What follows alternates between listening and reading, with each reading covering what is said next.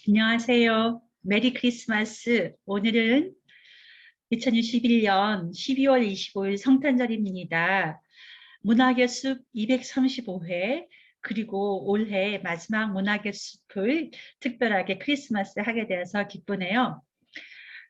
저희는 원래 마지막 책으로 윌리엄 포크너의 소리와 분노를 함께 읽어보겠습니다. 작가에 대해서 소개해드리고 소리와 분노의 배경과 인물들 또 세밀하게 살펴볼 것들을 통해서 이 책을 알아보고 주제를 짚어보겠습니다. 윌리엄 포크너는 사진에서 멋있게 생겼죠. 1897년도에 태어나서 1962년에 돌아가신 작가입니다. 포크너는 미국의 미시시피주 뉴 올버니에서 태어났는데요.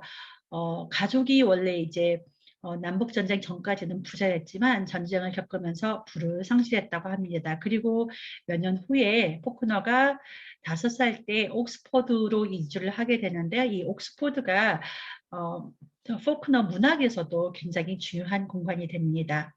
뒤에서 더 설명을 드릴게요. 그리고 미시시피 대학에 다니다가 중퇴를 했고요. 그 시절부터 글쓰기에 관심을 가졌는데 특히 시를 쓰는 것을 좋아했고요. 시인이 되고 싶어 했어요. 그리고 학교나 이렇게 지역신문에 시를 발표하기도 했고요.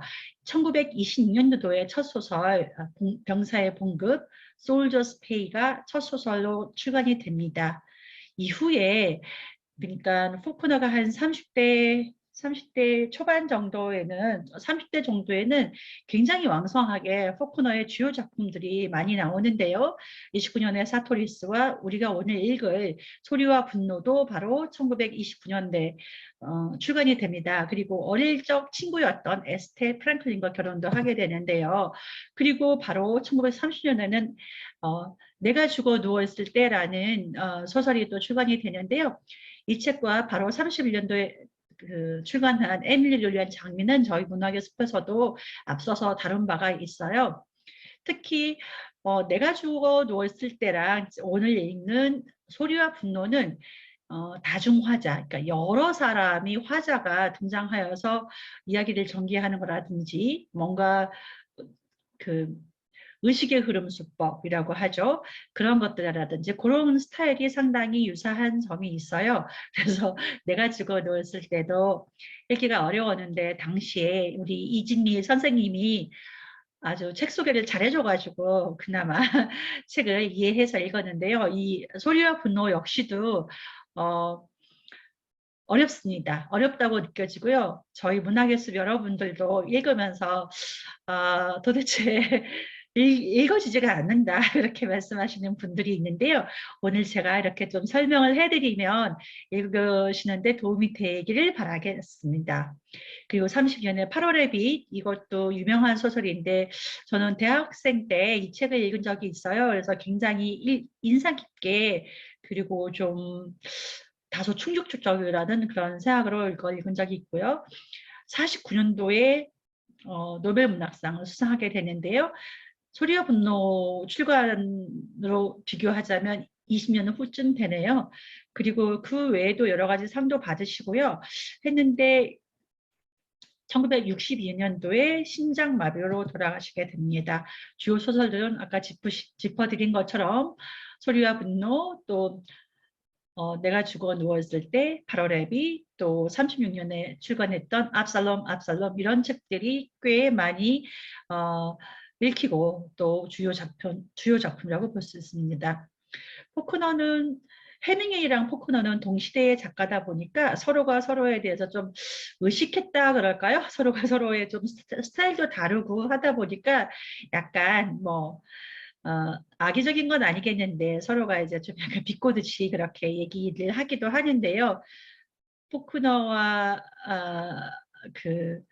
그들의 어떤 이제 애정 생활에 대해서도 서로가 이야기를 주고받았는데 포크너는 여러 여성들한테 사랑에 빠지는 그런 삶을 살았습니다.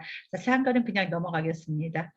포크너의 젖가 집필을 하고 살았던 집은 이제 로안 오크라고 불리는 그 집인데요. 여기서는 굉장히 이곳에서 생활을 하면서 포코너는 굉장히 규칙적인 생활을 해요. 그래서 매일마다 아침에 아침 식사를 만들어 먹고는 7시부터 2시까지는 꾸준하게 일을 했다고 합니다.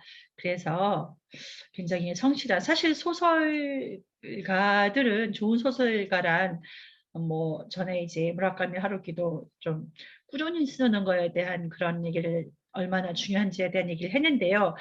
특히 다른 장르보다도 소설을 쓰는 사람들은 그 아주 끈기와 집요함으로 이제 글을 쓰는 게 더 중요한 것 같아요. 물론 뭐 어느 부분이나 다 그렇긴 합니다만요. 포크너는 뭔가 경험에 기초한 것을 아주 세심하게 관찰하고 거기다가 어떤 작가적 상상력을 더해서 그래서 포크너한테 중요한 것은 experience, observation, 그리고 imagination 이렇게 볼 수 있는데요. 어, 포크너는 어떤 하나의 아이디어나 기억이나 머릿속에 떠오르는 어떤 이미지, 그림에서 출발을 한다고 되고요. 그것을 계속적으로 생각을 발전시키고 발전시키면서 이야기를 더 전개시켜 나갑니다. 이 소리의 분노에서도 그렇게 되는데 그것은 또 이따가 설명을 드리겠습니다. 그렇지만 포크너의 작품들은 대체로 좀 난해하다는 평을 받아요. 소리와 분노도 역시 마찬가지고 그리고 굉장히 시적인 문제들이 있는데 본인이 시를 좋아했고 시를 쓰고 싶어 했기 때문에 본인 스스로는 실패한 시인이라고 말을 했다고도 하는데요.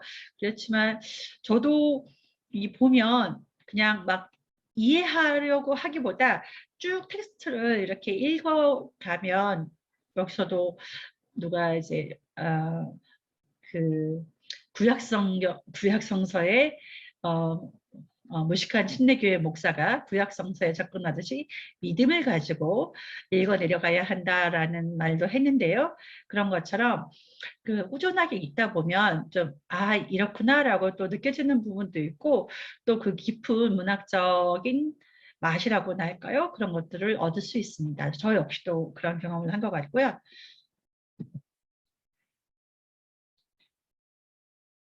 어, 시적인 문체들은 뭐 이게 시적이라는 것은 아무래도 뭔가 이미지를 포착한다거나 상징을 메타포라는 걸 많이 쓰기 때문에 그런 것 때문에 그냥 한 번에 쑥 읽을 때는 우리가 서사가 많이 강조된 소설에 비해서 좀 어렵게 느껴질 수 있지만 또 차근차근 또 이제 반복적인 어떤 이미지와 반복적인 그런 장면들이 있습니다. 그래서 읽다 보면은 또 그렇게 또 파악하기가 어려운 것도 아니지 않는가라고 저는 이번에 생각을 하게 됐고요. 포크너와 헤밍웨이는 서로 좀 다른 스타일로 또 그렇지만 굉장히 또 유명한 작가들이겠지만 서로 그렇게 스타일에 대해서 좀 말을 합니다. 잘 알다시피 이제 어니스트 헤밍웨이 같은 경우는 굉장히 건조한 그 짧은 짤막한 문장으로 그리고 좀 쉬운 단어를 쓰죠. 문장들이 굉장히 그렇게 해서 좀 하드보일드라고 하나? 어쨌거나 그런 스타일이 되게 그냥 건조하고 좀 감정이 안 들어가 있는 듯한 그런 이제 문체이고요.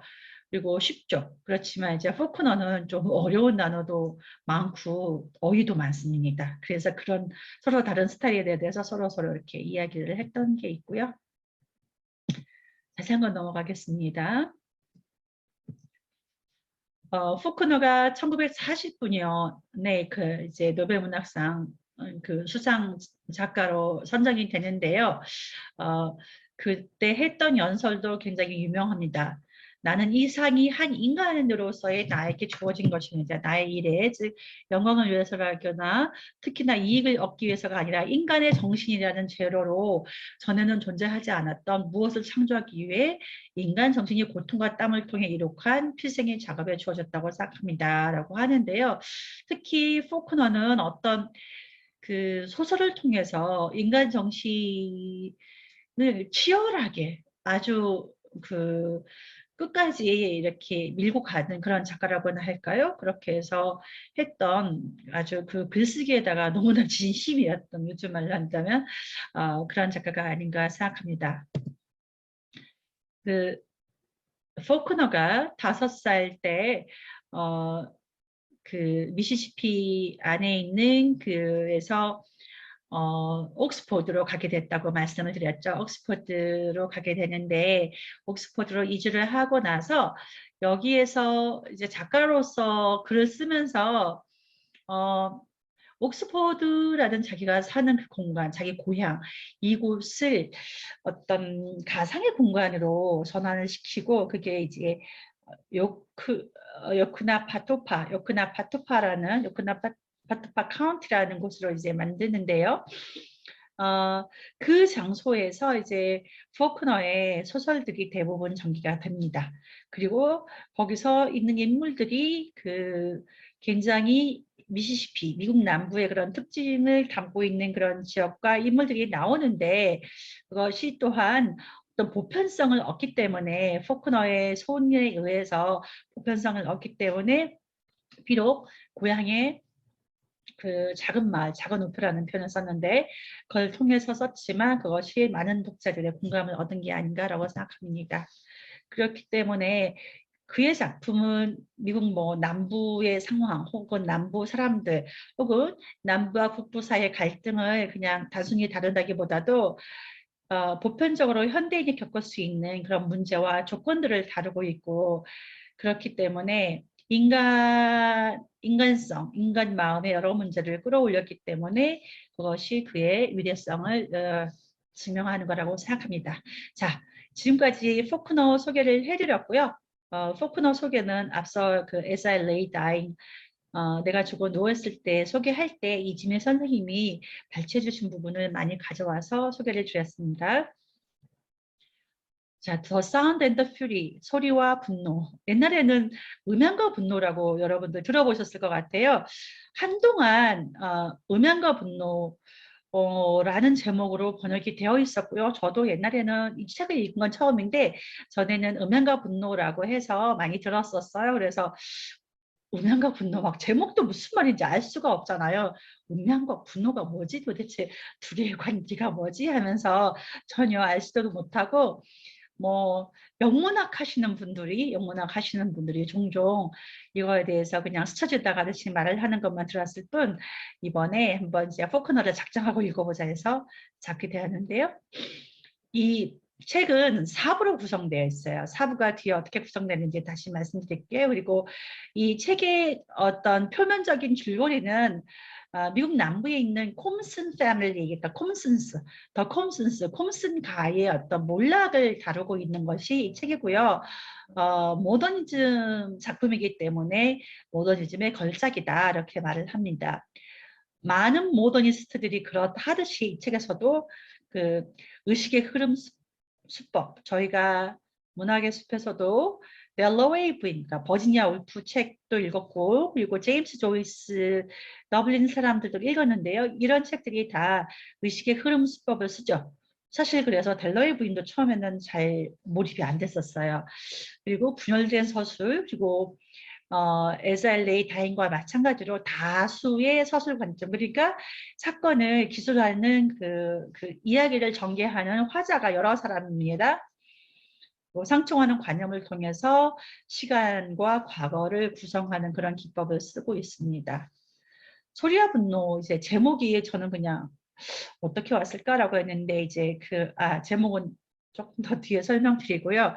이 작가가 포크너가 먼저 소리와 분노는 한 가지 이미지에서 출발을 했는데, 어떤 어린 여자아이의 그 속옷 엉덩이에 흙이 묻어 있는 그런 이제 이미지를 착안했고요. 그래서 그 흙이 묻어 있는 엉덩이 상징이 무엇일까라고 하는 것은 사랑과 애정, 이해를 받지 못하고 집에서 탈출하는 부모 없는 여자의 이미지로 대체되었다라고 포크너 자신이 이야기를 합니다. 제목, 여기서 제목이 나오는데요. The Sound and the Fury, 소리와 분노는 맥베스, 셰익스피어의 유명한 비극이죠. 맥베스에서 나오는 유명한 독백에게서 가져옵니다. 이 독백은 영문으로도 한번 보시면 좋은데요.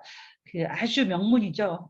그래서 맥베스가 굉장히 그 고뇌하면서 갈등하면서 하는 대사인데요. 여기서 좀 읽어보겠습니다. 내일 또 내일 그리고 또 내일이 매일 이렇게 꾸물꾸물 기록되는 시간의 마지막 순간까지 기억할 것이며 우리의 모든 지난 날들은 바보들에게 흙으로 되돌아가는 길을 밝혔다. 꺼지는구나, 꺼지는구나. 잠시뿐인 촛불이. 인생은 엑스트라의 그림자, 서투른 배우. 무대에 올라 뽐내며 걷고 안달하다가는 더 이상 들리지 않지. 그것은 백치가 떠도는 이야기, 소리와 분노로 가득하고 아무런 의미가 없다. 이렇게 얘기를 하는데요. 여기서 바로 어떤 인생이라는 것은 서투른 배우가 하는 그런 엑스트라의 그림자로에 불과하더라고.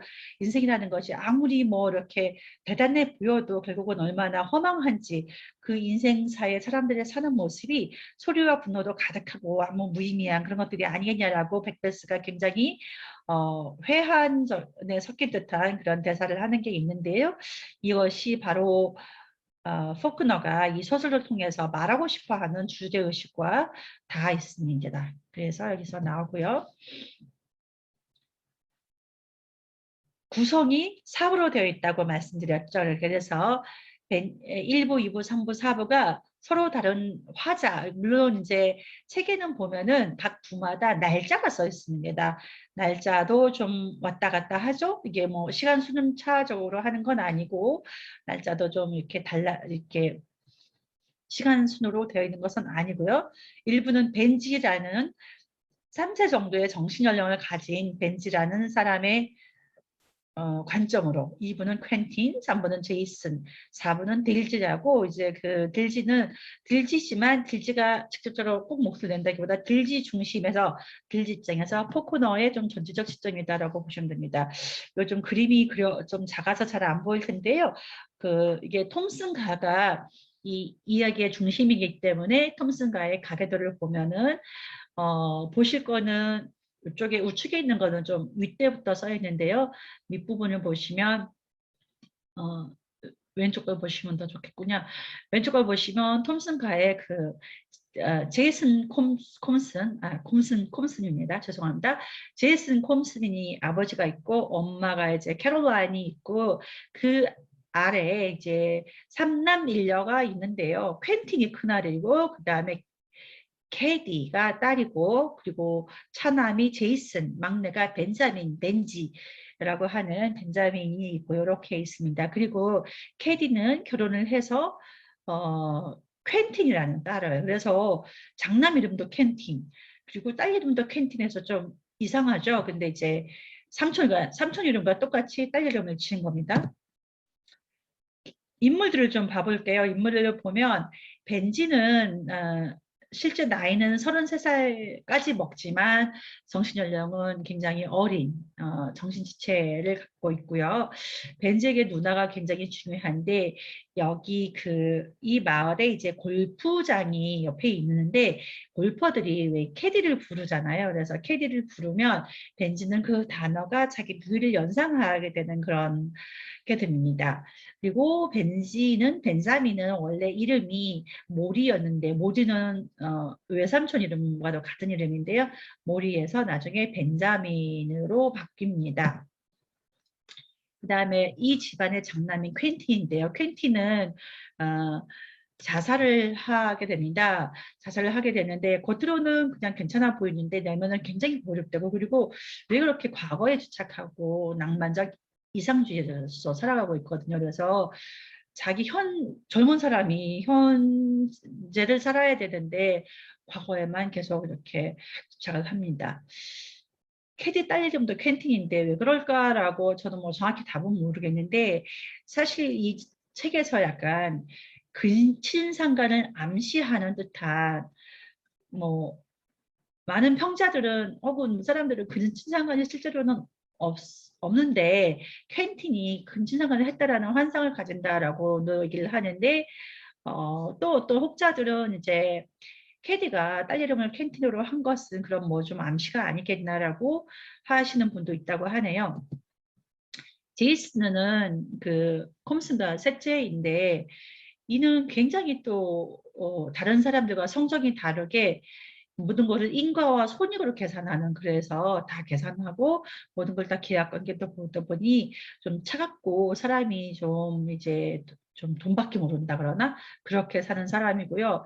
캐드는 이 여러 인물 중에서 가장 중요한 인물이라고 보여집니다. 그래서 포크너가 이 소설을 쓴 것도 캐디를 위해서 썼다고 할까요? 그래서 포크너가 그렇게 말을 직접 했대요. 캐디를 너무 사랑해서 단편으로 짧은 생을 살게 할 수 없었다. 그러니까 처음에는 벤지 섹슨이라는 요 한 일부를 먼저 썼다가 단편으로 생각해서 썼나 봅니다. 그러다가 아이고 너무 짧은 생을 살게 할 수 없다 싶어서 2부 쓰고 3부 쓰고 4부 쓰고 이렇게 됐는데요. 이 소설에서 굉장히 상징적으로 중심 인물인데 캐디에 있어서 가족들은 되게 벤지나 벤지 정도겠 퀸틴도 그렇고 이제 애정도 있지만 또 집을 나간 캐디에 대해서 비난과 멸시까지 그런 감정들이 섞여 있습니다. 홈슨 부인은 가장 부정적인 인물 중에 하나인데요. 이 소설에서 뭐 늘 아프다고 생각하고 또 건강 염려증까지 있고 그리고 맨날 불평을 이뤄놓고 또 체면만 중시하다 보니 어찌 보면은 홈슨 가문이 몰락한 어떤 근본 원인의 하나가 아닐까.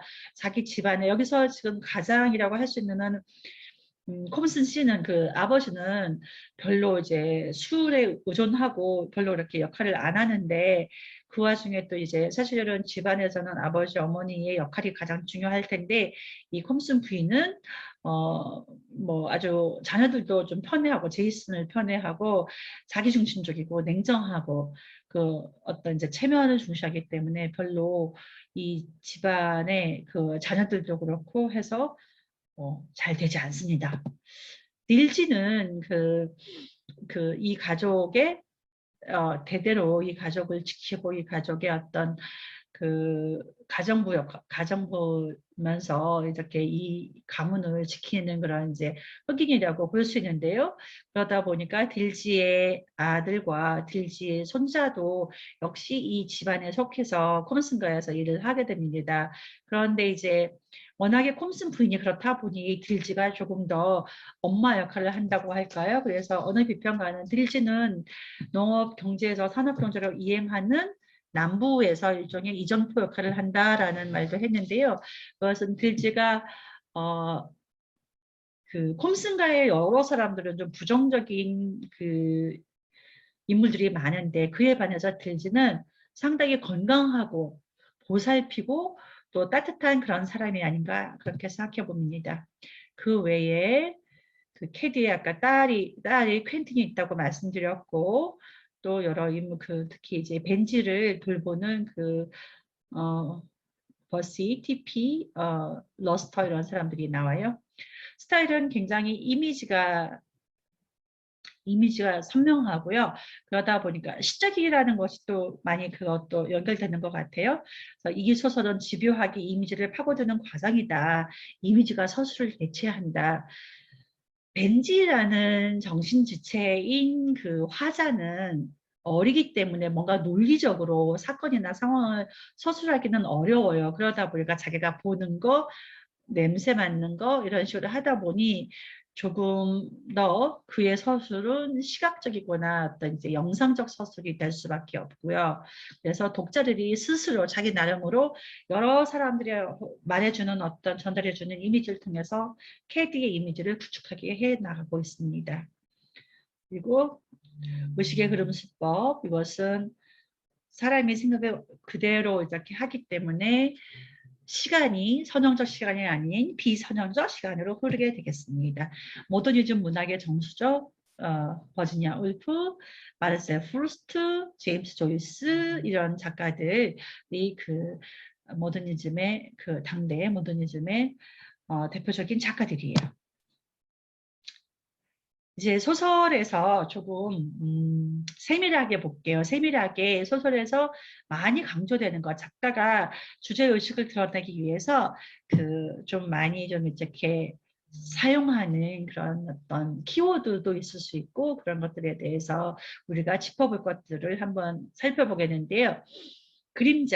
그림자는 어찌 보면은 시간이 흐르는 것, 시간이 이렇게 흘러가는 것, 그리고 죽음 또는 허무한 그런 이제 부정적인 이미지가 있는데요. 퀸틴은 바로 과거에 사로잡혀 있는 그런 사람이기 때문에 그림자에 굉장히 집착을 합니다. 늘 자기 그 어떤 그림자 혹은 뭐 시간 이런 것들에 대해서 또는 과거의 어떤 기억들 이런 것들에서 벗어나지 못하죠. 벤지는 뭐 별 생각은 없어요. 왜냐하면 어린아이 같은 거니까. 하지만 벤지도 늘 자기의 어떤 그림자로서 또 세상을 또 보는데요. 책의 곳곳에서 그림자가 먼저 나무에 도착했다랄지 뭐 그림자에 대한 그런 묘사들이 많이 있습니다. 어떤 이 콤슨가의 몰락을 그리고 있는데 이것을 그 인물이나 어느 상황에 대해서 어둠과 밝음으로 이렇게 대비를 시키는데요. 특히 콤슨 시인 그 아버지 같은 경우는 아버지는 좀 무력하고 사실 예전에야 뭐 가부장이 가장 어떤가가 중요하잖아요. 근데 이제 아버지가 별로 힘을 못 쓰는 그래서 아버지에 대한 묘사 아버지가 서 있는데 작가는 이렇게 쓰죠. 아버지가 문으로 가서 다시 우리를 바라보았다. 그 다음에 어둠이 돌아왔고 아버지가 문간에 서 있는데 검었다. 이런 단어들을 쓰는 걸 보면 아버지가 있는 공간, 아버지의 세계가 그렇게 밝아 보이지가 않아요. 시간은 시간이 굉장히 중요하고 또 이제 소리와 분노가 이제 콤슨가의 사람들이 어떤 시간을 어떻게 살아가는가. 시간이 곧 우리 인생이고 우리 삶일 텐데요. 그렇게 하는데 여기서는 뭐 일테면 퀸틴 같은 사람은 절대 현재를 살지 못하고 과거에 집착하고 과거에 살아가는 것이고요. 또 벤지는 또 어린 나이 같기 때문에 뭐 역시 현재와 과거가 막 뒤섞여 있어가지고 그렇게 되어 있고요. 이 소설에서 시간 때문에 비선형적 시간 때문에 어렵습니다. 그때 상황이 이게 지금 건지 옛날 건지 지금 상황인지 옛날 상황인지 그리고 포크너가 여기 지금 번역본에서는 그 시간이 바뀔 때는 색깔을 달리 표시했는데요. 원래 포크너 원문에서는 그 이틀립체로 해가지고 그 시간이 바뀌는 부분. 그러니까 벤지가 지금에 대해서 이런 걸 뭘 보다가 다시 과거로 샥 갔다 오거나 할 때는 색깔을 이렇게 달리 표시해서 이렇게 구분을 하는 그런 게 있습니다. 그리고 벤지는 그래서 뭔가 보고 냄새 맡고 특히 이제 냄새 같은 걸로 해서 자기의 그 주변 사물들을 파악합니다. KD가 뭐가 변했다는 것도 KD의 어떤 냄새로서 포착을 하는데요. KD가를 너무 좋아하기 때문에 특히 KD의 그런 이제 냄새와 주변 사물에 굉장히 민감합니다. 그래서 굉장히 반복적으로 자주 나와요. 캐디에게 잎사귀 냄새가 났다. 캐디한테서 나무 냄새가 났다. 그리고 캐디한테서 비 맞은 나무 냄새가 났다. 이런 식의 표현들이 굉장히 나오고요. 그래서 늘 이제 이 존재 자체에 절대적인 어떤 벤지한테 절대적인 의미를 갖고 있고 큰 오빠인 퀸틴한테는 이 캐디에 대해서 근친상간의 애정을 갖고 있는데요. 그래서 뭐 알 수 없죠. 독자들은 정말로 근친상간이 뭐가 있었을지 없었을지 했는데 그냥 구체적으로는 안 드러나 있기 때문에 그냥 이제 근친상간에 대한 환상을 갖고 있는 것이 아닌가라고 생각을 해봅니다. 그래서 그 KD 혹은 자기 이렇게 여동생 그렇게 누이에 대해서 좀 민감하죠. 그래서 남들이 뭔가 이제 누이에 대해서 혹은 여성에 대해서 말을 할 때 켄틴이 굉장히 민감하게 생각하고 반응합니다. 이렇게 보면 제가 이번 발제에서는 그렇게 안 들여다봤는데요.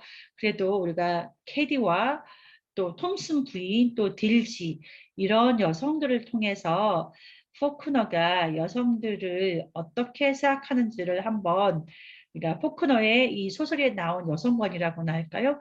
이런 부분들은 좀 생각해 볼 필요가 있는 것 같아요. 가문이 몰락하는 게 이제 소설의 표면적인 중심 전개의 그런 건데요. 이 남부의 대지주인 콤슨가는 왜 몰락했을까요? 그래서 뭔가 이제 그 이제 사회의 변화, 네, 이렇게 농업 기반의 남부에서 이제 미국 사회가 산업 사회로 변해가면서 대주주에 몰락한 것인가 그렇게도 볼 수 있고, 또 아버지의 무력함, 어머니의 허위 의식과 어떤 이기심, 또 누이의 도덕성, 그런 것 등등이 이 가문의 몰락의 전반적인 원인이 되고 있지 않나 그런 생각도 해봅니다. 그리고 친상간이라는 것은 소설에서 여러 다른 작품에서도 좀 주제가 됩니다. 이것은 마치 글쎄요, 근친상간이 어떤 윤리적으로 굉장히 치명적인 어떤 그런 걸로 나온 것도 뭐 문명사에서의 그런 판단일 텐데요. 또 뭐 옛날 역사를 들여다다 보면 그런 것들이 그렇게 막 죄나 그렇게 윤리적으로 그런 것이 아니었던 시대나 어떤 나라들도 있었죠. 미국 작품에서는 이게 근친상간으로 좀 유명한 게 에드가 앨런 포의 잘 알려진 어셔가의 몰락을 보면 거기서도 뭐 막 뚜렷하게 나오지는 않아요. 하지만 그 누이와 오빠의 근친상간을 암시하는 그것이 어셔가의 몰락의 어떤 원인이라는 식의 암시를 주고 있습니다. 퀸티는 굉장히 젊은 친구가 우울해하고 그래서 결과적으로 자살이라는 그래서 이제 그 죽음까지 이르게 되는데, 그러다 보니까 늘 그런 생각을 하기 때문에 자기가 보는 세상이 마치 종소리 같은 것도 되게 무겁고 늘 뭔가 이제 과거에 사로잡혀서 또 근친상간에 대한 그런 생각 때문에 우울감을 잘 벗지 못합니다. 콤슨 패밀리를 보니까 다른 가문들을 비교해 볼 만한 문학 속 가문들을 생각해 봤는데요. 저는 특히 존 스타인백의 에덴의 동쪽을 저희도 같이 읽은 적도 있는데요. 에덴의 동쪽의 가족들, 그 가족들의 대를 이어서 거기서도 이제 아내, 엄마인 이름이 뭐였더라? 하여튼 거기서는 그 엄마가 굉장히 악역으로 나오죠. 상당히 거의 악의 화신처럼 나오는데요. 아무튼 존 스타인백의 에덴의 동쪽도 이 책을 읽으면서 연상해서 떠올랐습니다. 그리고 제가 아직 읽지는 못했는데 존 치버의 와시아 가문 연대기 같은 것도 어느 아주 격동적인 시대의 변화에 그 가문의 연대기로서 시대를 드러내는 그런 작품도 있습니다. 이 더 사운드 앤 더 퓨리는 영화가 두 편으로 제작된 것이 두 편이 있는데요. 1955년의 작품이 있고 2014년께 있습니다. 제가 거의 다 소개를 드렸고요. 이 소리와 분노의 주제는 무엇일까라고 본다면 아무래도 맥베스의 그 독백이 주제를 포괄하고 있는 게 아닌가라고 생각할 수 있고요. 그래서 어찌 보면 이 소리와 분노로 가득 차 있는 우리 허무한 인생에 대한 것이 이 소설의 주제가 아닌가 생각합니다. 그래서 뭔가 뭐 까닭이 없는 건 아니겠지만 뭔가 그 삶이라는 것에 대해서 이 인생이라는 무대 속에서 뭔가 분노하고 시끄럽고 뭔가 이제 그 안에서 뭔가 이렇게 욕망이나 여러 가지 관계 때문에 욕망을 가지고 좌절하고 이렇게 살아가는 모습들이 소리와 분노와 이렇게 차 있는 그런 인생이 아닌가라고 작가는 생각하는 것 같습니다. 자, 이렇게 해서 이 소설의 소리와 분노에 대해서 소개를 해드렸고요. 어,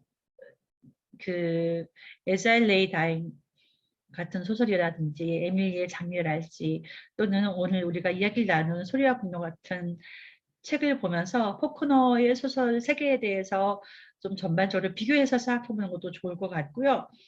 저는 여기에서 인물들을 또 굉장히 딱 극명하게 서로 다르죠. 어떤 인물은 되게 이렇게 퀸틴 같은 사람도 지금도 많죠. 우리 주변에도 퀸틴처럼 우울해하고 어떤 앞으로 나아가지 못하고 그런 사람도 많고, 또 가족 안에서도 자기 어떤 이익만 챙기거나 하는 사람도 있고, 또는 어 그런 엄마 모습, 아빠 모습도 이제 비슷한 게 많죠. 그래서 이 소설을 통해서 우리가 멀리 미국의 어느 한 가족을 이제 과거에 살펴보았는데요. 하면서 이 책을 통해서 인생은 또 무엇일까? 우리가 살아간다는 게 이렇게 뭔가 지금 아둥바둥해서 살아가는 거는 또 좀 어떤가? 이런 부분도 한번 생각하면서 책을 읽어주셨으면 좋겠고요.